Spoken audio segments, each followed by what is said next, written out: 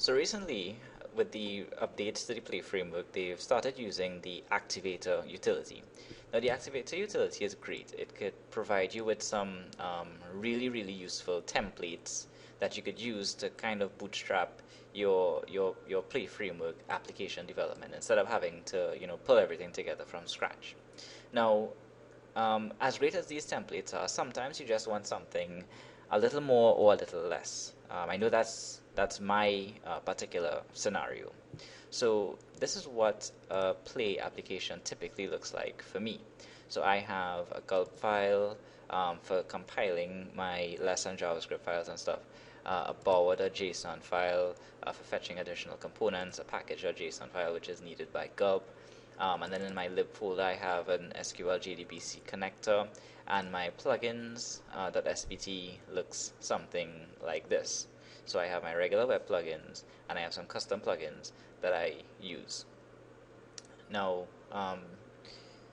typically if I want to get back the same file structure when I start a new application, I would have to go back to an application that I previously worked on that has this structure and then copy files and folders one by one over to the new application, or maybe just copy and paste from within files itself. Now, I could publish this to the TypeSafe Activator repository, but I don't think many people would benefit from this. This is more of a an edge case. So what I wanted to do was create a local TypeSafe template repository in essence, and use this as well as any other niche template project structures that I could think of to bootstrap my applications for my purposes. So that's what I did with the Scaffold tool.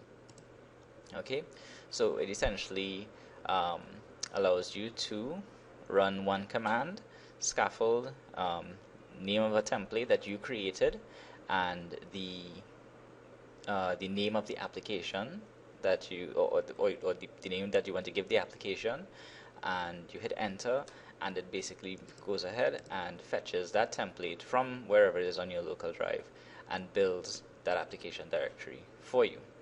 So let me just show you how it works. So let's say I go to my workspace, cd scaffold /template /play 4. So basically what you have to do to begin using it, let's say I just created this play 2.4 template here. I initialize a Git repository, and I make an initial commit. Well, add-on stage file, sorry.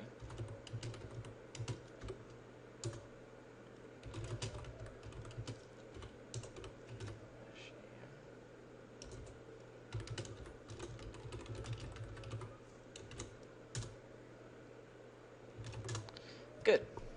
So now, when I go to my tutorials directory,